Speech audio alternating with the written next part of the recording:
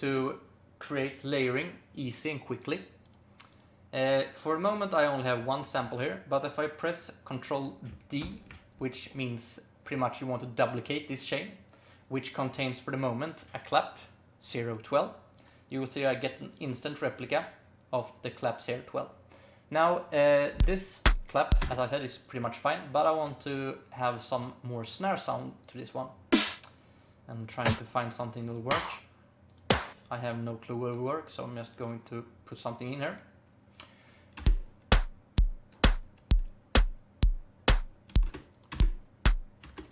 As you might hear, it's a bit more smashy than it was before. And you will hear the sample that I put in, that right there. It will sound a little bit weirder than the rest of the notes, since I decreased the decay and removed the sustain from the clip. Now what I'm going to do is to separate this and increase some decay there, perhaps put even more release, and see if I can just bring the decay back a little bit further. That will put the listener into a sort of excitement state, which will not at this point mean that much, but later when they are consolidating your entire track into something, it will mean pretty much everything.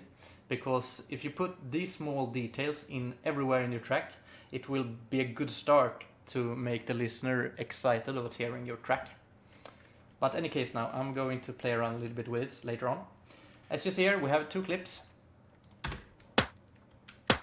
And you can solo them out by pressing this S, which will mean that you will hear the sample that you want to get heard by, just pressing S here, solo as it's called. You might hear that they are occupying the same frequency range. So if you go ahead and put in the spectrum plugin here and put it right next to each of the chains here, you will see if I select snare, I put the spectrum there, but the clap, which is a own chain, do not have the spectrum. If I play this, we have peaks at slightly above 1.22 kilohertz, and if I go to the snare, yeah, it's not that high. It seems like we have the main focus from 100 up to, some around where 500 hertz. But we still have some frequencies here that perhaps you want to remove. And since the new EQ8 got introduced in Ableton Live 9, it's nothing to be ashamed of using this tool. It's extremely good, to be honest, and I can't name one reason why you shouldn't use it. But as a fun fact, me and my friend Michael created a plugin called Spline. It looks like this. What I did was pretty much just designing or telling him how to design the interface. So what you see here is pretty much my idea here. But yeah, you should give credit to Michael. He's done everything here. As said, I just gave him the ideas on how to achieve it. Pretty good linear phased IQ. And a phase linear for you who do not know it, or which means that if you increase a certain frequency range, it will not affect the phase of the signal. And the phase in mixing and mastering is everything. You do not want phase cancellation or phase disturbance to occur at any point in your signal. And with a linear phase EQ, we can increase frequencies without disturbing the original phase of the signal, which is something you want. There are several different plugins out there, but since this plugin offers me what I want, it's something that I use, and it's fairly cheap. I think it's at $19 or something, so it's something everybody can afford. As a plus, if we start playing our sample now, we have this awesome rainbow color background, which will show the prominent frequencies directly. And as you can see, it will make the colors brighter the higher I increase the gain on the certain frequency. Another thing to know is that you can quickly just press the yellow dots here and remove the certain points that you don't want any longer. In any case now, as we were saying, this specific snare, I just want to keep the middle frequencies from 100 up to 500 Hertz. So I will effectively reduce everything above 500 with 12 decibels. You will hear that it's a bit duller than it was before. If I disable this, you will hear a difference pretty much instantly. So now I wanted to keep the high-end frequencies of the clap, so I'm just going to go ahead and copy the spline EQ and put it in here on the clap chain 2, but I'm going to reverse and try to keep more of the high end instead of the low end of this signal.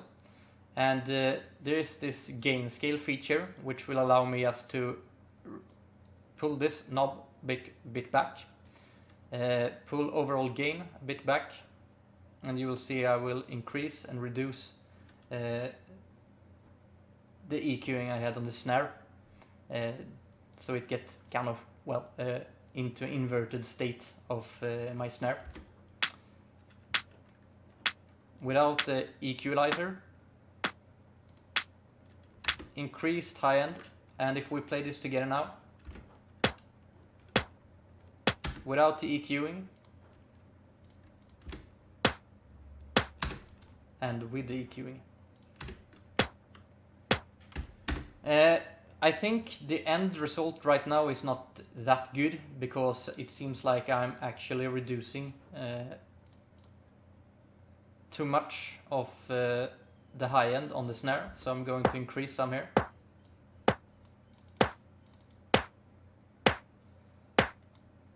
And most of the signal here is actually at 1 kilohertz, so I'm going to try keep some more of that.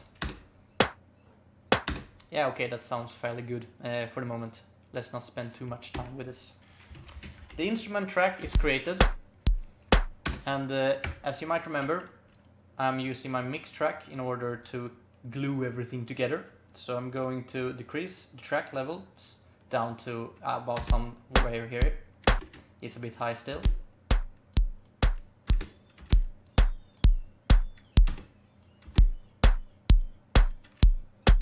Yeah, okay, that sounds, well, not that good right now. I will probably swap up the samples further on. But in any case, this is how simple instrument tracking is created. You can create macros that control specific values later on, if you wish, and at some point it might actually be something that's really good if you want to create layered claps, layered kicks, and what so. So now, okay, we have the basic track going on. Still gonna remove this audio track and create yet another MIDI channel by pressing Ctrl-Shift-T. I'm trying to always keep my mix at the bottom of my track list. What I'm going to do now is just colorize them, just for the sake of doing it and keeping order. What I'm going to use now is the drum rack, and nothing has changed in the drum rack in Ableton Live 9. So you should still be able to see what I see in the Ableton Live 8. Now, back to finding samples. The Helvetic Nerd Pack has some nice underdrums. Yeah, let's see if we can play around with that. And low toms, I think we have 2.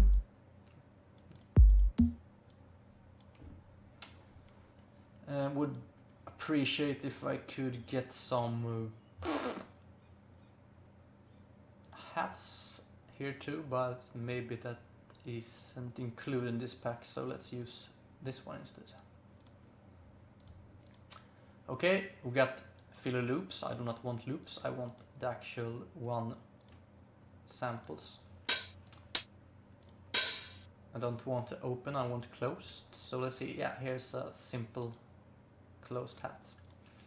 Okay, going to mark the 5 bars, Control Shift M. Now let's see if we can create some exciting percussion loop.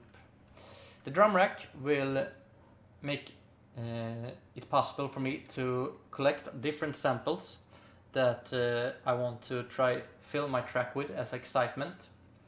And now I got 3 samples. It will show up at the MIDI data here, and I can try to press this little icon, which will make me able to press the piano roll to get the initial thought about how they're sounding.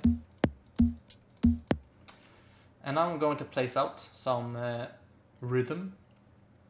How you place this is well up to you to decide. Normally you just start out with something like this. You fill out each third with a hi-hat, and then you change it. Maybe put in a third here. Over here, it's probably better.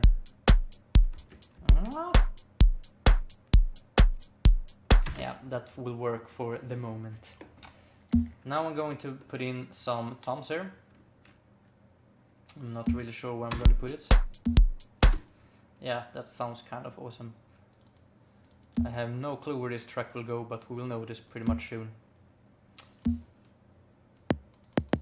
Let's see if we can do something like this. Yeah, this is going over here.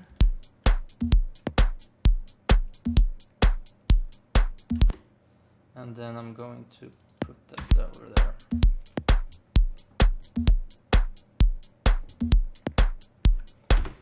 This is not that much of excitement yet.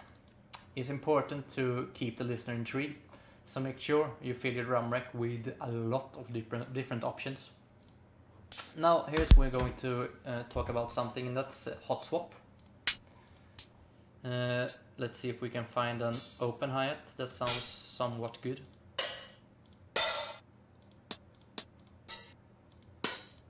This had an intriguing stereo field touch to it. Going to put it in there. Now I'm going to, at certain notes, layer the first closed hi-hat with the open one. So let's see how it works out.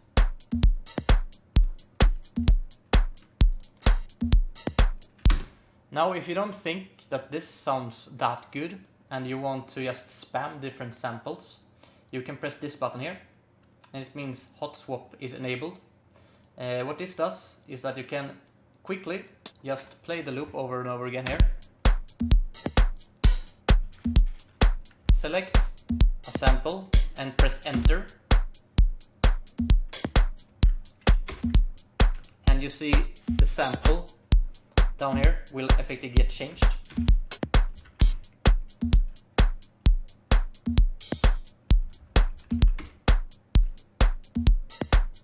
But yeah, I like the 31, it was kind of good, so I'm going to keep it for now.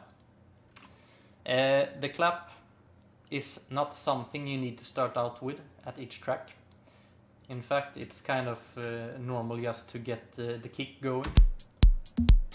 And sometimes it keep the percussion, sorry, I'm from Sweden, so this English accent is not my best thing in the world.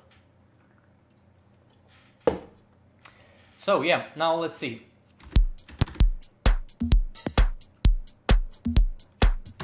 That clap is not rad at all, to be honest.